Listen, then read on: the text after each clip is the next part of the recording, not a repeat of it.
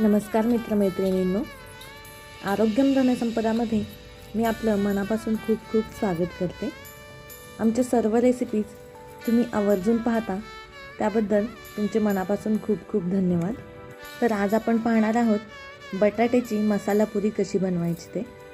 तर त्यासाठी या ठिकाणी मी एक पूर्ण वाटी भरून गव्हाचं पीठ घेतलेलं आहे। तर त्यामध्ये मी मसाले टाकते।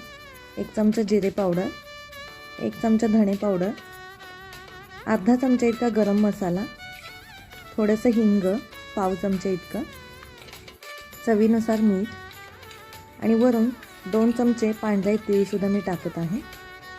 थोडीशी हळद, 3 चमचे इतकं घट्ट दही मी यामध्ये वापरत आहे। दह्यामुळे या पुऱ्यांना एकदम छान अशी टेस्ट येते। आता एक बटाटा मी शिजवून घेतलेला आहे, त्याची सालं काढून आपण यामध्येच तो छान खिसून घ्यायचा आहे। बटाट्याच्या गाठी राहिल्या नाही पाहिजे, अशा पद्धतीने याला छान खिसून घ्यायचं आहे।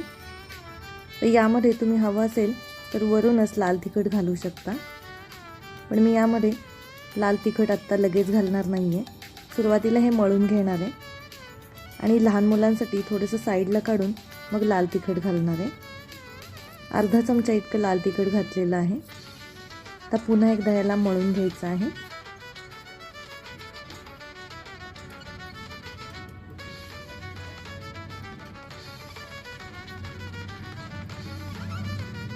आता हे मळून घेतल्यानंतर आपण यामध्ये थोडीशी कोथिंबीर घालून घेणार आहोत।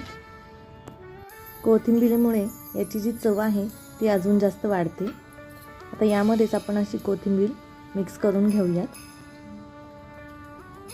हे बघा, कोथिंबीर छान मिक्स झालेली आहे। आता आपण याचे गोळे बनवून लगेच लाटायला घेऊयात। या ठिकाणी मी कढईमध्ये थोडंसं तेल घालून घेणार आहे।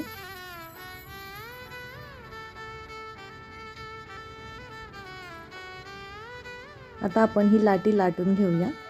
या ठिकाणी मी सुरुवातीचा एक घाणा टिफिनला दिला होता, उरलेला मी आता बनवत आहे। या लाटलेल्या पोळीचे आपण छोटे छोटे असे वाटीने गोल कट करून घेणार आहोत, म्हणजे आपल्या सर्व पुऱ्या या एकसारख्या गोलाकारात होतील। तर या पुऱ्या मी कट करून घेतलेल्या आहेत। आता आपण याला तेलामध्ये फ्राय करून घेऊया।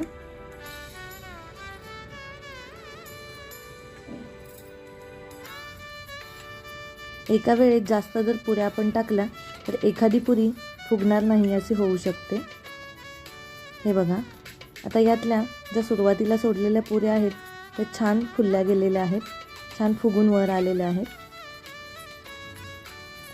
पण जास्तीच्या पुऱ्या आपण जर सोडल्या तर त्या पूर्ण फुगल्या जात नाहीत, म्हणून पुऱ्या 2 किंवा 3 इतक्या सोडून घ्यायच्या आहेत। आणि एकदम खरपूस अशा लालसर रंगावरती आपण याला तळून घेणार आहोत। गॅसची फ्लेम एकदम मीडियमवरच ठेवायची आहे आणि छान खरपूस लालसर रंगावर येईपर्यंत आपण यांना तळून घेणार आहोत। बटाट्यामुळे याला लवकर लालसर असा रंग येतो। आता या पुऱ्या आपल्या छान तळून झालेल्या आहेत, आपण काढून घेऊयात। कोणाला जर या पुऱ्या एकदम क्रिस्पी हव्या असतील तर त्यांनी या पुऱ्या अजून जास्त पातळ लाटून घ्याव्या। पातळ लाटल्यानंतर या पुऱ्या फुगल्या जाणार नाहीत आणि मग त्या आपोआपच क्रिस्पी होतील। आमची ही साधी सोपी रेसिपी तुम्हाला आवडली असेल तर आमच्या चॅनेलला नक्की सबस्क्राईब करा आणि आपल्या आप्तस्वकीयांसोबत ही रेसिपी नक्की शेअर करा। तुम्ही आमच्या प्रत्येक रेसिपीला अगदी भरभरून प्रतिसाद देता, तसेच आमच्या सर्व रेसिपीज तुम्ही नेहमी पाहता, त्याबद्दल तुमचे खूप खूप धन्यवाद।